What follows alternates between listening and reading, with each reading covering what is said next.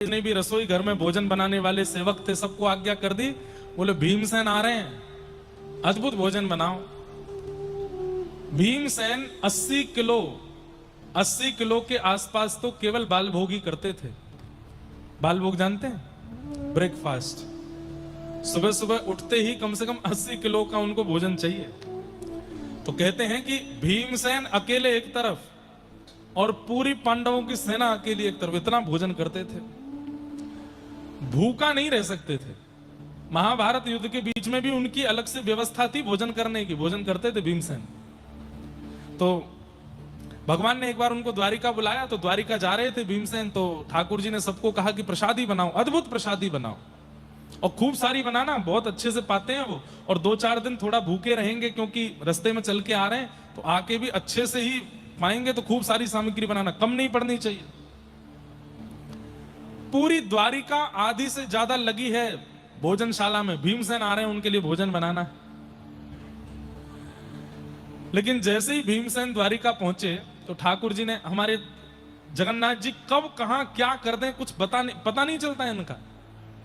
जैसे ही भीमसेन द्वारिका पहुंचे, इन्होंने अपने द्वारपालों को और अपने सेवकों को आज्ञा कर दी, उनको ना बाहर ही बैठाओ और कहना कि ठाकुर जी अभी एक सभा में बैठे हैं, थोड़ी देर प्रतीक्षा करो। सब लोग कथा सुन लो ध्यान से। अपने सेवकों को, द्वारपालों को कहा कि भीमसेन को बाहर ही बैठा देना और उनसे कह देना कि अभी ठाकुर जी थोड़े व्यस्त हैं, थोड़ी देर में मिलेंगे आपसे। बहुत खाने वाले व्यक्ति के अंदर क्रोध भी बहुत रहता है और बहुत खाने वाले व्यक्ति को जब भूख लगती है, भोजन नहीं मिलता, तो भी वो बहुत क्रोधी हो जाता है, चिड़चिड़ा हो जाता है। तो भीमसेन वैसे ही भूखे प्यासे पहुंचे थे द्वारिका में, खूब अच्छा स्वागत हुआ। लेकिन जैसे ही द्वारिकाधीश के सुंदर महल में पहुंचे, द्वारपालों ने कहा आप यहीं बैठ जाओ। तो भीमसेन बोले हर बार तो हमको अंदर तक ले जाया जाता, आज यहीं क्यों बैठा रहे? ठाकुर जी की एक सभा चल रही है, कहीं बैठे हैं, थोड़ी देर आपको प्रतीक्षा करने के लिए कहा है। तो भीमसेन थोड़ी देर बैठे रहे, बहुत देर हो गई। उसके बाद द्वारपालों ने भीतर जाके कहा कि ठाकुर जी अब ले आए। कुछ कर नहीं रहे ठाकुर जी, खाली बैठे हैं। बोले नहीं नहीं, थोड़ी देर और बैठने दो। क्यों? ताकि इनको क्रोध आवे, क्रोध में आकर के गालियां देने लगेंगे, तब इनको भोजन कराऊंगा। अद्भुत लीला है ठाकुर जी की। रुक्मणी जी ने पूछा ऐसा कर क्यों रहे हो? बोले स्तुति सुनते सुनते कान पक गए हैं, थोड़ी गाली सुनने का मन हो रहा है हमारा, और भीमसेन से गाली सुनेंगे। भीमसेन जी थोड़ी देर और बैठे रहे और बोले कितनी देर और है भैया? अच्छा, भगवान कृष्ण भीमसेन के मामा, वो भाई लगते हैं और बड़े हैं, भीमसेन अपने आप को बड़ा मानते हैं। तो भीम जी बोले कितनी देर और है? बोले हम पूछ के आते हैं। भीतर जाके पूछा तो ठाकुर जी बोले बोलो अभी थोड़ा और समय लगेगा। ठाकुर जी सभा में बैठे बैठे व्यस्त हो गए थे, थोड़े थक गए तो सो गए हैं सब लोग। बाहर आकर के सैनिकों ने बोल दिया, बोले भगवान बहुत थक गए थे तो सो गए हैं। भीमसेन ऐसे कैसे? उनको पता नहीं था कि मैं आया हूं? नहीं नहीं, पता तो था। पता था फिर तो कन्हैया नहीं सो सकता। उसको पता है कि भीम आया है तो वो सो ही नहीं सकता। तुम झूठ बोल रहे हो। नहीं नहीं भगवान, वो सो गए हैं, थोड़ी देर आराम कर रहे हैं, आप थोड़ी देर और बैठिए। भीमसेन को भूख लगी, क्रोध में महाराज ऐसे हिले कभी ऐसे हिले, अभी तक तो कुछ नहीं बोले। बनता है अपने आप में भगवान, अपने लिए होगा द्वारिकाधीश, हमारा तो भाई है, हम तो अधिकार जमा सकते हैं, इतना ही बोले। तो भीमसेन जी ने फिर से द्वारपालों को बोला क्या बोल रहे हैं? बोले अभी तो कह रहे हैं कि बनता अपने आप में द्वारिकाधीश, भगवान बना बैठा है। ये गाली दी कि नहीं दी? बोले गाली नहीं दी अभी। बोले क्या करें, वो तो बहुत क्रोध में, थोड़ी बहुत देर और बैठाया तो हम लोगों को ही मार देंगे, वो अपनी मुष्टिक पहना रहे हैं बहुत देर से। तो ठाकुर जी बोले जाके बोल दो, बोले ठाकुर जी अभी भोजन कर रहे हैं, बाद में मिलेंगे। द्वारपाल बेचारे कांपते कांपते आए बाहर, भीमसेन की आंखें चढ़ी। कितनी देर और? ठाकुर जी अभी भोजन। क्या कहा? भोजन कर रहा है कृष्ण और हम यहां बाहर बैठे, वो भोजन कर रहा है भीतर। अब तो लगे महाराज, भीमसेन ने गालियां देना शुरू किया। हमको भुक्कड़ कहते हैं, खुद भुक्कड़ है, यहां मेहमान आया है और उसकी प्रतीक्षा नहीं की, भोजन कर रहा है भीतर बैठ करके। और जब गालियां देनी शुरू की, रुक्मणी आदि सब दौड़ी दौड़ी गई। कौन है इतनी तेज तेज गालियां दे रहे हैं, कौन है? बोले भीमसेन है। क्या कर रहे हो आप? बोले गाली सुनने का मन हो रहा है हमारा। जब भीमसेन बिल्कुल लाल पड़ गए ऊपर से नीचे तक, धीमे से ठाकुर जी मुस्कुराते हुए बाहर आए। भैया कैसे हैं आप? मेरी नजरों के सामने मत आना, मैं देख लूंगा। अरे क्रोधित क्यों होते हैं? आप सोचो, आप आओ और मैं भोजन कर लूं, ऐसा हो सकता है? अरे हमने सुबह से कुछ नहीं पाया, जल भी नहीं पिया, आपके संग बैठेंगे पाएंगे नहीं? तुम झूठ बोलते हो। अरे किसी से पूछ लो। तो फिर ये सब क्यों बोले मेरे को? बोले हम जबरदस्ती आपको गर्म कर रहे थे, थोड़ा हमको गाली वाली दो, थोड़ा अपना जो है उग्र रूप दिखाओ, उससे काम चले। आओ आओ बैठो। और द्वारिकाधीश भीतर लेके गए, प्रेम से पवाया भोजन। भीमसेन बड़े राजी हो, लाला बड़ो चतुर है तू, है ऐसा उदम मचावे, गारी सुनवे को कौन को मन करे? बोले मेरो। तब भीमसेन कहते हैं, बोले लाला एक बात बता, एकादशी व्रत ना करवे वारे को पाप लगे? ठाकुर जी बोले हाँ पाप लगता है, नरक जाना पड़ता है उसको जो एकादशी के दिन अन्न खाता है। तो भीमसेन बोले लाला मोते भूखो ना रहे हो जाए, मैं कहा करूं? एक दिन भी यदि भोजन नहीं मिलता है तो मेरे बस ये समझ ले, मेरे सामने जो आ जाएगा मैं बाकू मरोड़ दूंगा। भोजन के बिना चिड़चिड़ाहट होती है। अब एकादशी के दिन भी मैं तो भोजन कर ही लूं लाला, अब कहा करूं बता, कोई ऐसा उपाय बता कि ये एकादशी को नियम तोड़ दें, कहा उनको भी भला हो जाए। तब ठाकुर ने कहा साल में एक बार ज्येष्ठ की जो एकादशी आती है, जिसे हम निर्जला एकादशी कहते हैं, इस दिन यदि व्यक्ति अन्न ना खाए और जल भी ना पिए तो पूरे साल भर की जितनी एकादशी हैं, यद्यपि अधिक मास की भी जो 2 अधिक एकादशी हैं, समस्त एकादशियों का फल उसको एक दिन व्रत करने से प्राप्त हो जाता है। इसलिए भीमसेनी एकादशी है। आज के दिन भीमसेन जी ने जल त्याग करके और एकादशी की, तो उनको साल भर की एकादशी त्यागने का फल प्राप्त हो गया। इसलिए आज के दिन जल नहीं पीते। पूर्व की एकादशियों में हमसे कोई अपराध बन गया हो, गलती से हमने अन्न खा लिया हो, बीमार थे इसलिए पा लिया हो, सफर में थे इसलिए खा लिया हो, या फिर आज तक हमको पता ही नहीं था, हम अन्न खाते ही आ रहे थे लेकिन अब जाके पता चला, तो क्या करें? निर्जला एकादशी को जल त्याग करके भोजन न करते हुए अगर दिन यापन किया जाए तो संपूर्ण एकादशी का फल मिलता है। पर यह बात बहुत ध्यान से समझने की है। चक्कर आने लग जाए, बेहोशी की हालत हो जाए, हमारे कारण पूरा परिवार परेशान हो जाए, तो फिर एकादशी को प्रणाम करके कुछ पा लेना चाहिए। क्यों? निर्जला वाली। क्योंकि नहीं तो फिर इससे उत्सव, एकादशी उत्सव है, वो उत्सव की तरह रहनी चाहिए। अगर वो हमारे किसी कारण से उत्सव में विघ्न आ रहा है तो फिर उसमें त्याग कर देना चाहिए, फिर जलपान आदि कर लेना चाहिए। ठाकुर जी कह रहे हैं कि भाई तुम पाओ, फिर उसमें जबरदस्ती नहीं करनी चाहिए, नहीं तो उत्सव जो है वो उत्सव नहीं रहेगा, कुछ और हो जाएगा। इसलिए ये एकादशी के नियम है आदि आदि, बस लोग बाग अपनी सेहत का ध्यान रखा करें। और निर्जला एकादशी आती भी गर्मियों में, वैसे ही पानी की कमी हो जाती है, तो इसलिए जलपान कर लिया करें। वही लोग जलपान त्यागें जिनको घर में ही रहना है, पूरे दिन कहीं आना जाना चलना फिरना नहीं है, डिहाइड्रेशन नहीं होगा, एसी में बैठे हैं, घर पे ही हैं, वो फिर अब हमने भी सोचा था कि हम जल नहीं पिए, लेकिन 3 घंटा बोलना है, क्रिकेट भी खेलना है, सब जगह जाना भी है, तो जलपान नहीं करेंगे तो सूख जाएंगे भीतर से। तो जिनको एक जगह रह करके तप करना है, भजन करना है, वो ही जल का त्याग करें। घूमने फिरने बाहर जाने धूप में बैठने वालों का जल त्याग नहीं होना चाहिए, नहीं तो एकादशी उत्सव की जगह कहीं मातम नहीं बन जाए। तो इसलिए उसका ध्यान रखो। ठाकुर जी ने गिरिराज जी धारण किए, अभी लाला यूं ही खड़ो बेचारो इतनी देर थे। ब्रजवासियों ने छड़ी लगाई, ठाकुर जी ने उंगली हटाई तो छड़ियां टूट गई। सब ब्रजवासी बोले लाला तेरी उंगली में इतनी ताकत कैसे आई? ठाकुर जी बोले कछु माखन को बल बढ़्यो, कछु गोपन करी सहाय, श्री राधे जू की कृपा सो मैंने गिरिवर लियो उठाए। कछु तो मुंह में माखन को बल आ गए हो। अरे गोपियों तुम सबरी मोते कहो करती, लाला तू अपने घर को मक्खन क्यों ना खावे? 9 लाख गैया तेरे घर में, तू घर घर जाके चोरी काहे को करे? अरे गोपियों तुम सवन के हाथ से निकसों भयो मक्खन मैंने पायो, या हमारे असंख्य गोपीन के हाथन को बल मेरे अंदर आए गए हो, मैंने गिरिराज जी उठा लिए।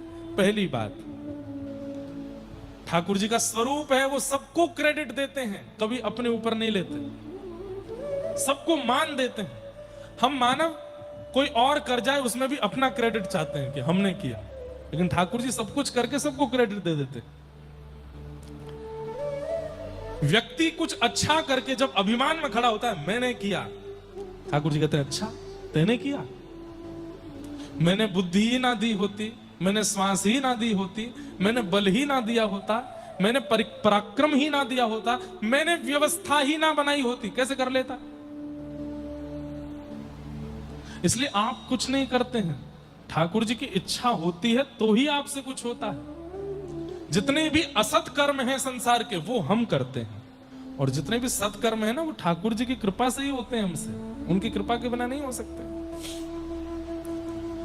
लेकिन उल्टा है, असत कर्म करके तो हम लोग कह देते हैं होई सोई जो राम रचि राखा, गलत करने के बाद बोल देते हैं वही होता है जो राम जी चाहते हैं, और अच्छा करने के बाद कहते हैं मैंने किया, मेरे द्वारा हुआ।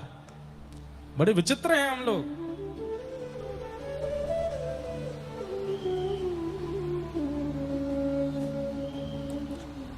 कर्म प्रधान विश्व रचि राखा, जो जस करहि तो तस फल चाखा।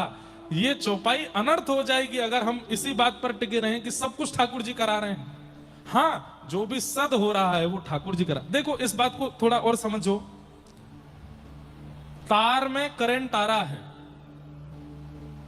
अब उस करंट से या तो बिजली का बल्ब जला लो, या तो मोटर चला लो, या फिर एसी चला लो, या फिर कोई पानी में नहा रहा हो वहां पर डाल दो, आपके ऊपर है। ठाकुर जी तो आपको पूरा पूरा करंट देते हैं, आपकी आंखों को देखने का, कानों को सुनने का, बुद्धि से सोचने का, मन से करने का, हाथ से क्रियाओं का, पैर से चलने का। अब उससे करना क्या है ये आपके ऊपर निर्भर होता है।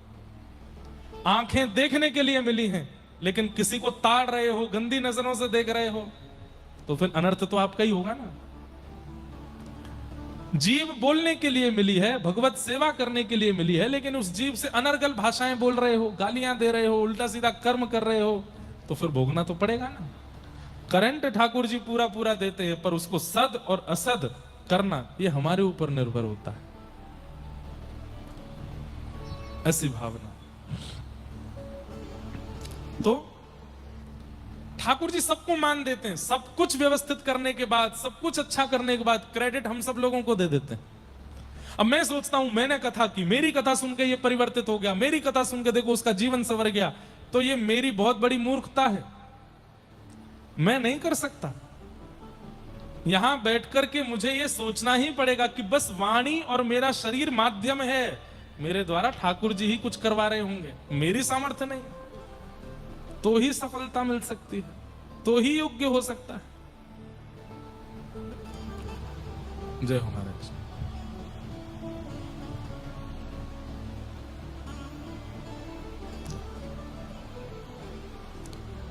तो ठाकुर जी सबको मान देते हैं, उस पर अभिमान मत करो। आप कुछ नहीं करते, वही कराते हैं।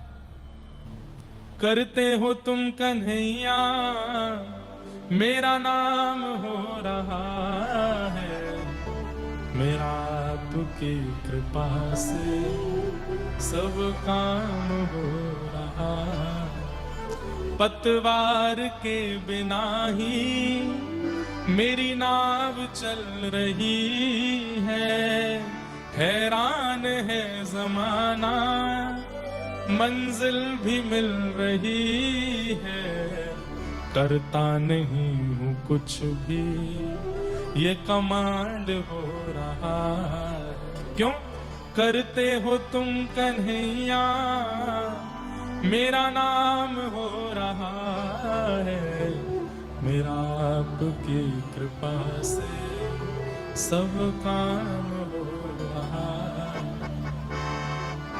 मैं तो नहीं हूं काबिल, तेरा पार कैसे पाऊं, टूटी हुई वाणी से गुणगान कैसे गाऊं। फिर क्या है आगे? तेरे नाथ क्या? हाँ? तेरी प्रेरणा से ये कमाल हो रहा। करते हो तुम कन्हैया, करते हो तुम कन्हैया। ये पंक्तियां सबको याद है, लगभग सब गा रहे हैं मेरे साथ, पर मानता कोई नहीं है। मानते यही है कि मैं नहीं किया है, मुझसे ही हुआ है, मेरा बेटा ही कर रहा है, मेरी बेटी कर रही है, मेरी पत्नी ने भोजन बनाया है, मैंने घर बनाया, मेरी फैक्ट्री चल रही है, मेरे द्वारा देश का उत्थान हो रहा है, मैं कथा गा रहा हूं, मेरी कथा से इतना परिवर्तन आ रहा है। ये मैं की भावना हमारे अंदर से जाती, गाते समय कि मेरा आपकी कृपा से सब काम हो रहा है, करते हो तुम का नहीं है, पर मानता कोई नहीं है। मानते सब यही है कि करता मैं ही हूं, आप नहीं करते। कल हम खाटू श्याम जी के मंदिर गए थे यहां से कथा करके, वहां एक बड़ी अच्छी कथा याद आई, मैंने कहा कल कथा में भी सुनाऊंगा। वहां सुनाई थी मैंने कि एक बार लक्ष्मी जी और ठाकुर जी में थोड़ी मीठी सी लड़ाई हुई आपस में। इसको प्रणय कलह कहते हैं, प्रेम भरा नोक झोंक हर पति पत्नी में होना चाहिए। ठाकुर जी आज्ञा करते हैं पति को घर आकर के देखे कि पत्नी अनुकूल है, ना डांट रही है, ना लड़ रही है, कुछ भी नहीं कह रही है, सब बढ़िया बढ़िया हो रहा है, तो पति को ऐसा कुछ करना चाहिए कि थोड़ी सी नोक झोंक हो। ठाकुर जी आज्ञा कर रहे हैं। रुक्मणी जी से जब से ब्याह हुआ, रुक्मणी जी लड़ती नहीं ठाकुर जी से, तो ठाकुर जी एक दिन आए, बोले कि आज कुछ ऐसा करें कि थोड़ी लड़ाई हो। तो ठाकुर जी ने आकर के रुक्मणी जी से पूछा, आपने हमसे ब्याह क्यों किया? ये कब पूछ रहे हैं? जब रुक्मणी जी के पुत्र हो चुका है, पुत्र का भी पुत्र हो चुका है, ठाकुर जी दादा परदादा बन चुके हैं, परदादा बन गए जब ठाकुर जी, तब रुक्मणी जी से पूछ रहे आपने हमसे ब्याह क्यों किया? रुक्मणी जी बोली ये कोई पूछने का समय? नहीं नहीं, हमें जरा बताओ आपने हमसे ब्याह क्यों किया। रुक्मणी जी कुछ नहीं बोली, पंखा जल रही थी ठाकुर जी को। तो ठाकुर जी अपने आप बोलते हैं, अच्छा संतों की बात में आकर के तुमने हमसे ब्याह कर लिया। अरे देवी, इन संतों पे काम ही क्या है? घर परिवार तो है नहीं, पत्नी बच्चे तो है नहीं, पूरे दिन जगन्नाथ जय जगन्नाथ जय जगन्नाथ करते रहते हैं, इनकी बातों में फंस के तुमने हमसे ब्याह कर लिया। अब भी समय है, तुम कहो तो हम तुम्हारी शिशुपाल से ब्याह करा दें। तो ऐसे ही प्रणय कलह चल रहा था। तो एक दिन लक्ष्मी जी ठाकुर जी से कहती हैं, बहुत अच्छी कथा है, सब लोग सुनना, इधर देखो। लक्ष्मी जी कहती हैं कि ठाकुर जी, भले ही पूरा विश्व आपने बनाया, भले ही आप जगन्नाथ हो, भले ही आप जगतपति हो, लेकिन फिर भी दुनिया बावड़ी मेरे पीछे ही है, सबको लक्ष्मी ही चाहिए। बिना लक्ष्मी के जगन्नाथ भी बढ़िया नहीं लगते किसी को। तो ठाकुर जी मंद मंद मुस्कुरा रहे थे, बोले प्रूव करके दिखाओ, आप जो बात कह रही हो इसको प्रूव करके दिखाओ। लक्ष्मी जी बोली अगर कर दिया तो? बोले करो। तो तभी पृथ्वी पर किसी की शव यात्रा जा रही थी, दुनिया कह रही थी राम नाम सत्य है, गोविंद नाम सत्य है, गोपाल नाम सत्य है, राम नाम सत्य है। लक्ष्मी जी बोली देखो सब आपका नाम गा रहे हैं, सब आपकी जय जयकार कर रहे हैं। ठाकुर जी बोले हाँ, अब देखना मैं कुछ करती हूं। बोले क्या?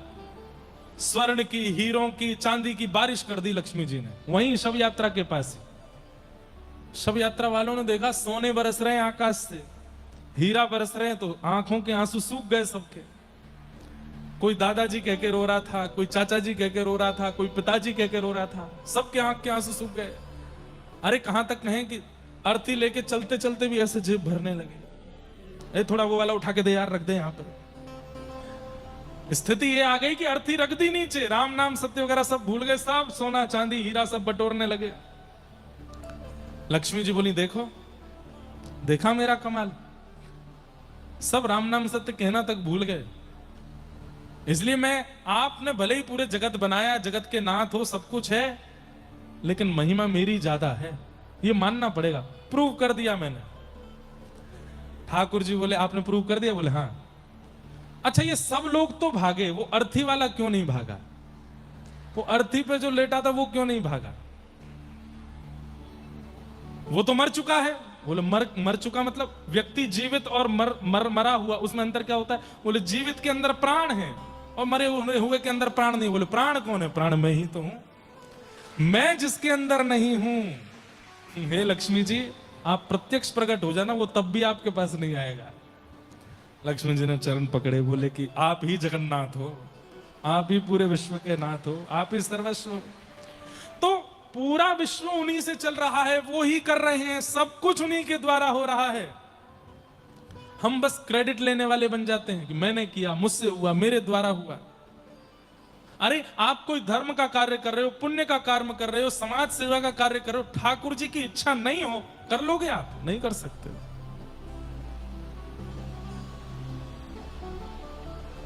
इसलिए ठाकुर जी का स्वभाव क्या है, सब कुछ करने के बाद भी क्रेडिट आपको दे देते हैं, मान आपको दे देते हैं। गिरिराज जी उठाए और क्या कह रहे हैं, गोपियों के हाथ का निकला मक्खन मैंने पाया तो मेरी भुजा में इतना बल आ गया, मैंने गिरिराज जी उठा लिए। सबरे ग्वाल वाल बोले लाला सबरो गोपी नहीं दे देगो, कछु हमारे बारे में बता दे। बोले कछु गोपन करी सहाय। अरे आप सब ग्वाल वालों ने भी मेरी सहायता करी। बोले कैसे? जैसे ही मैंने गिरिराज जी उठाए तो गोपियों के मक्खन के बल से मैंने गिरिराज जी उठाए, और वाके बाद आप सब मेरी उंगली की ओर देखने लगे तो आप सबकी शक्ति निकल के मेरी उंगली में आ गई, मैंने गिरिराज जी उठा लिए। अब ये बात बिल्कुल लॉजिकल नहीं है। देखने से किसी में शक्ति जाती है क्या? वैसे त्रेता में ऐसा हुआ भी है। जो बाली था सुग्रीव का भाई, वो जिसके सामने जाता था उसकी सारी शक्ति अपने अंदर ले लेता था और बलवान हो जाता था, ऐसा होता भी था।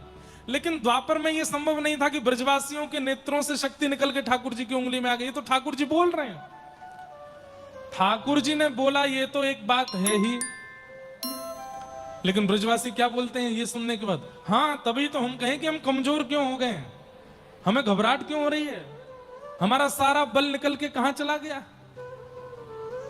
ब्रजवासी स्वीकार भी कर रहे हैं कि हमारा बल लाला में आ गया।